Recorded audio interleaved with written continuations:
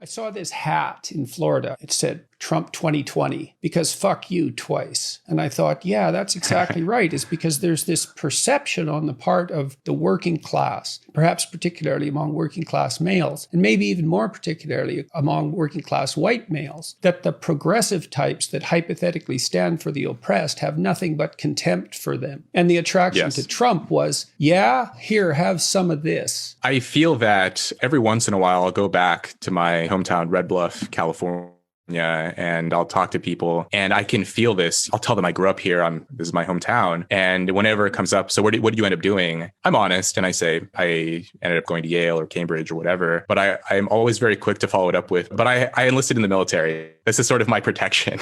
Like I was in the military before I did all this other stuff because I can sense, like when I say I go to Yale, there's this sort of moment of awkward silence and I can tell they're sort of updating their view of me, probably not in a good direction either. And so then when I follow it up with, but I enlisted and then things calm back down. I had this experience a couple years ago. I was in a casino playing cards in Corning, which is an even more poor and small town in Northern California. And my sister had let it slip to the dealer that I was a student at Yale. And the dealer looked at me for a second and he's like, what are you even doing in here? In the sense that like, number one, why would you be gambling in here if you go to a school like that? And then number two, like it sort of sounded like, I'm not really sure I want you to be in here. And I told him like, hey, I serve in the military. I just want to play some cards. Let's just have a good time. And he sort of let his guard down at that point. But there is this feeling among more blue collar working class people that the elites over there, they look down on us. They view us in a certain way. They treat us like we're stupid or backwards, evil or racist or whatever. Really, it's just not true. That kind of disdain also just sort of amplifies the divisions. And